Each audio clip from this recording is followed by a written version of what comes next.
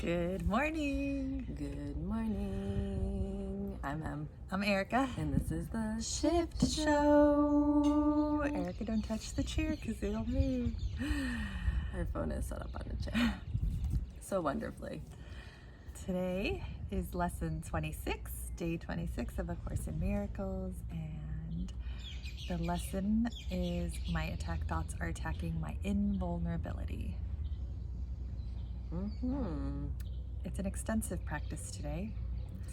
And 6 times. For 2 minutes each. 2 minutes each. And a lot of it is about that if you are having attack thoughts, that it's affecting your I was going to say invulnerability, which we've already said. Part of the story that I read from one of the books that interprets A Course in Miracles talks about how we can kind of go down this thought train, the way that I interpreted it, of negativity. And the kind of brusque way that it was suggested is just stop it. Yeah, as soon as you start having these we can just go down this negative story. So as we have talked about, then you're creating these grooves of that. One of the things that brought up for me is in my past world, when the character of M was in more of a counseling world, and we talked about trauma. The idea of continually talking about trauma was that you were reliving it in your body, and so you're almost re-traumatizing yourself. So it brought up to me kind of the idea of, or I liked the idea that was suggested to have a gentle voice that reminds you to redirect yourself.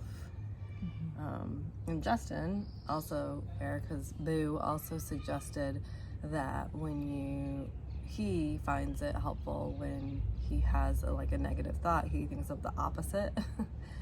And it's could that also be true? So those are different techniques, or ideas that kind of we thought through and talked about after we read today's lesson. Yeah, what Em was talking about when the re-traumatizing, because the brain doesn't know the difference between real and imagined, it telling the story over and over and over again is the same as living it over and over and over again, right? And so and same with Justin's recommendation, or what he does when he starts going down the wormhole of negativity, is that, yeah, if this is what your brain defaults to, this negative, bad side, then it's just as possible to have the other side, because again, the brain doesn't know the difference between real and imagined. So you can tell it whatever you want and it'll go down that path.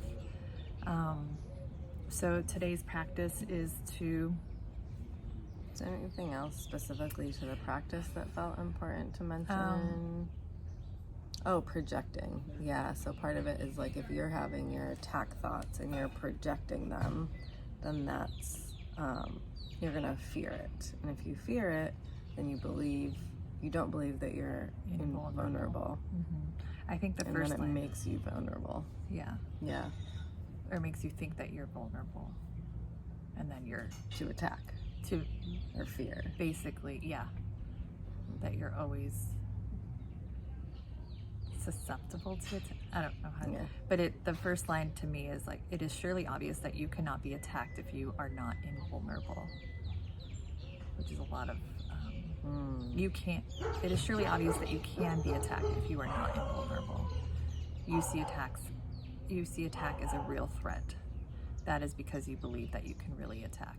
And so all of it is just the more unraveling of this idea that we are our thoughts. Right? That we are our thoughts, and that the truth, or we create our reality. Yeah. The understanding of this lesson was less for me, and the practice itself was easier. Well, then let's stop chatting about how to understand it, and let's get Yeah. get into it. Oh, well, this is also thus they have attacked you because your perception of yourself, and because you believe in them, you can no longer believe in yourself. These thoughts, a false image of yourself has come to take place of what you really truly are. Okay. So for 6 practice periods for 2 minutes. And though you can reduce it to 1 minute, it feels too uncomfortable. Got it. So you close your eyes and you repeat the idea. My attack thoughts are attacking my invulnerability. And then you open your eyes. Oh, you keep your eyes open? Oh no, you keep your eyes closed. Closing your eyes. It seems like a closed-eyed practice to me. And then reviewing the unresolved questions whose outcomes are causing you concern. First, you name the situation. I am concerned about blank. Then go over every possible outcome that has occurred to you in connection, specifically saying, I am afraid blank will happen. And after each time you say, I'm afraid this will happen, then you say, that thought is an attack upon myself. And you just keep going through everything that you're afraid will happen. And then after each phrase, you say, that thought is an attack upon myself. And you do this for 2 minutes. So it seems like it's bringing awareness to the attack thoughts, so that your voice can gently remind you that this is an attack thought. And to choose. Yeah. Well, at this point, yeah. We don't even have to go into that. Or whether it's, yeah. We don't have to go into all the nitty gritty. Nope. The practice is 6 times today for up to 2 minutes. You start with my attack thoughts are attacking my invulnerability. Close your eyes. I'm concerned about blank.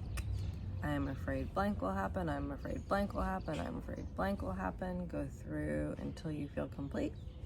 And no, that's not what After you have named each outcome which you are afraid, then you say this. Yeah, that's what I was saying. You go through all the outcomes until you're complete.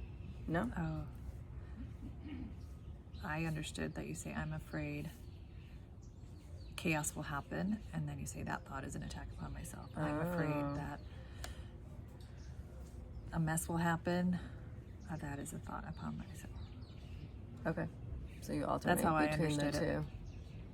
Maybe it's the other way. Either way, 2 minutes. Whatever way feels comfortable for you. And that's it. Okay. Thanks for joining us. We're happy you're here. Love you.